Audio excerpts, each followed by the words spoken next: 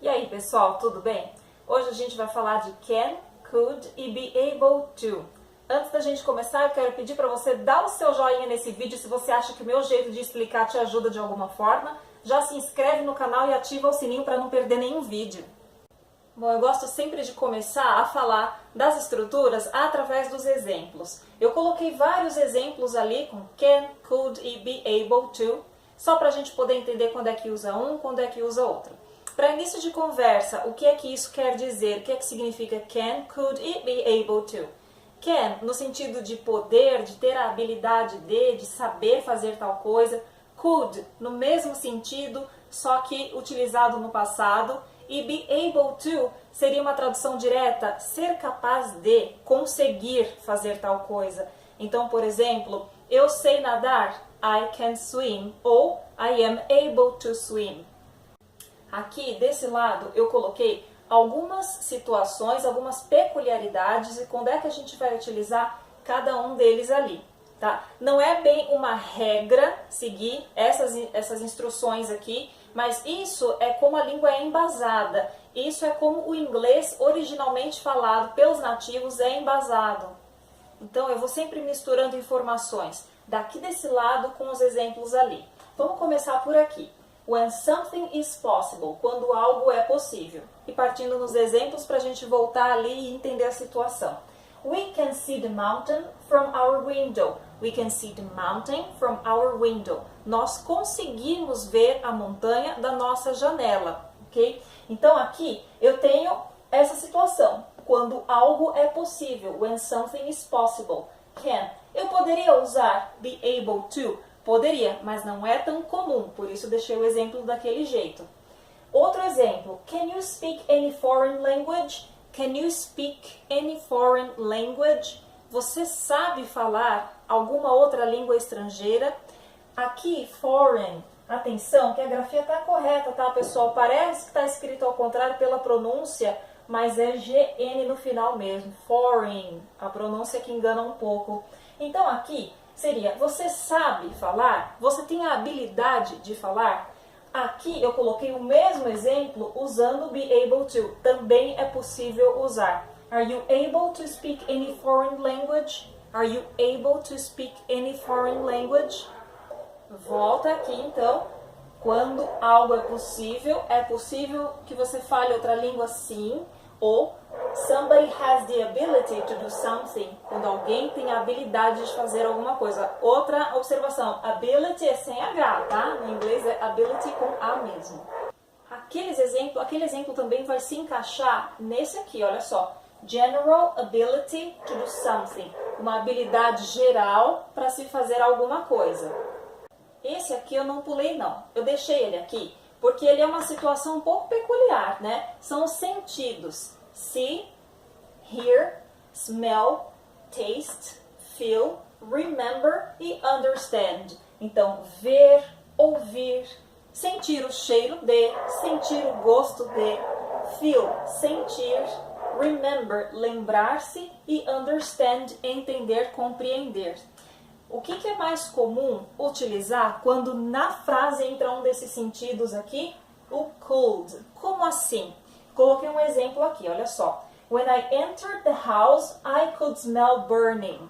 É uma situação peculiar. Quando eu entrei na casa, eu senti cheiro de queimado. Eu pude sentir o cheiro de algo queimando, ok? Então, eu consegui ver, por exemplo. Se você falar assim, quando eu entrei na casa, eu consegui ver os dois gatos que ele tinha. So, when I entered the house, I could see the two cats that he has. Quando eu entrei na casa, eu pude ver, eu consegui ver os dois gatos que ele tem, ok? Então, é uma situação um pouco peculiar. É no sentido de que você não é que você teve a habilidade de ver, mas que você pegou a chance ali, pegou a oportunidade de captar algo com seus sentidos. Então, é mais comum utilizar o could.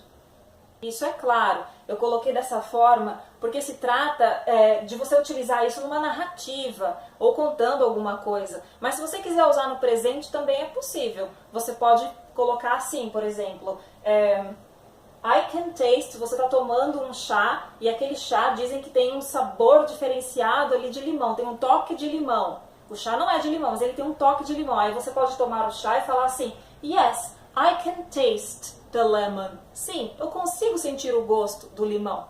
Aqui nós estamos usando estruturas que você pode trocar elas pelo be able to.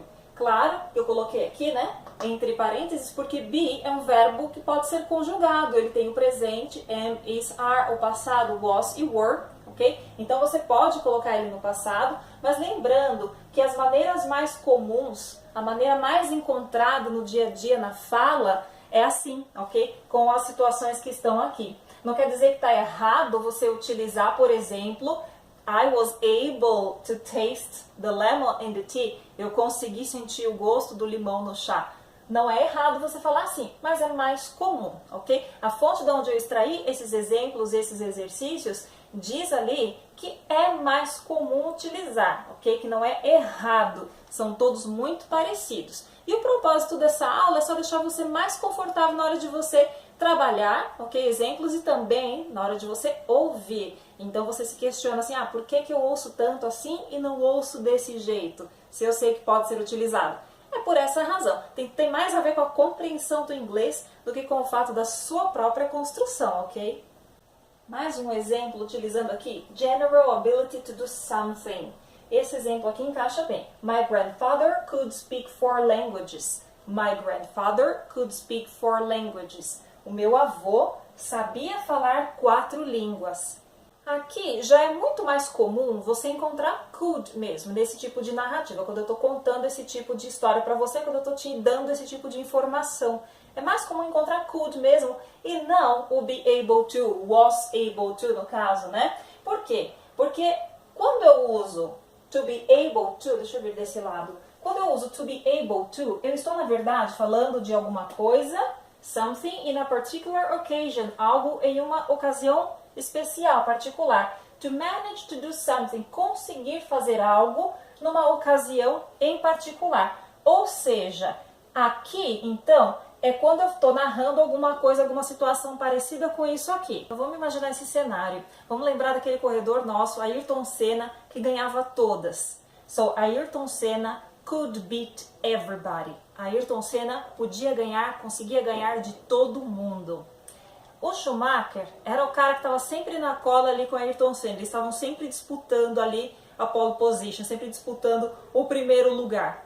Então, nessa situação, eu sempre vou falar, claro, porque eu estou descrevendo a situação aqui, a habilidade geral, general ability to do something. O Ayrton Senna tinha a habilidade de beat everybody all the time, de ganhar de todo mundo a todo momento. Então, Ayrton Senna could beat everybody.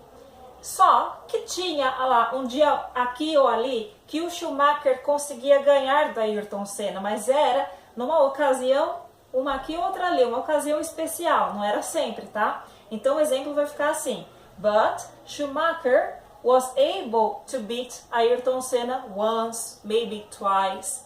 Então o Schumacher, ele conseguiu ganhar do Ayrton Senna uma vez, talvez 2 vezes, ok? Essa situação que está aqui, permission to do something, permissão para fazer algo, eu consigo colocar aquilo com can e com could. O was able to be able to, ali no presente ou no passado, em qualquer outro tempo verbal, não é tão utilizado, tá? Quando você quer falar de ter permissão para fazer alguma coisa. Então, normalmente, você usa can, aquele clássico exemplo, can I open the door? It's very hot in here. Posso abrir a porta? Ou também você pode utilizar may I open the door? A gente ainda vai falar de todos eles com detalhes, né? Aqui a gente está vendo só as nuances de can, could e to be able to. Quando é que você vê mais um do que o outro. Então, aqui é mais comum utilizar can e could, ok? Para falar de permissão. Recapitulando tudo, então. When something is possible, quando é possível fazer alguma coisa, utiliza-se can ou could. We can see the mountain from our window. E aqui, quando eu falo de alguma habilidade, can you speak English? Can you swim? Você sabe nadar? Você sabe falar inglês? Somebody has the ability to do something. Então você usa sempre can. To be able to é comum também, ok? Mas não é tão comum quanto can e could. See, hear, smell, taste, feel, remember, understand. can e could. Eu coloquei só could ali porque normalmente você vai ouvir isso numa narrativa, então normalmente você vai encontrar a estrutura com could, ok? General ability to do something. Entra aqui então a habilidade geral ali do meu avô. Meu avô, ele tinha a habilidade de falar 4 línguas. Então, my grandfather could speak 4 languages. Eu não vou usar my grandfather was able to speak 4 languages. Não, porque essa era uma habilidade geral dele. Então, quando é que eu utilizo o to be able to? Nesse caso, to be able to vem então para marcar que você conseguiu ou consegue fazer determinada coisa numa ocasião particular. Isso aqui tem uma diferença grande, né? Entre o uso do can, could e do to be able to. Deixei uma observaçãozinha aqui, ó. Couldn't is possible in all occasions. O couldn't na negativa, então ele é possível em todas as ocasiões. Então, se eu quiser negar tudo o que está aqui, é só colocar could not, couldn't, que está tudo certo, não tem problema. Ele pode ser usado em todas as ocasiões. Ali, eu deixei uma observaçãozinha que me ocorreu agora.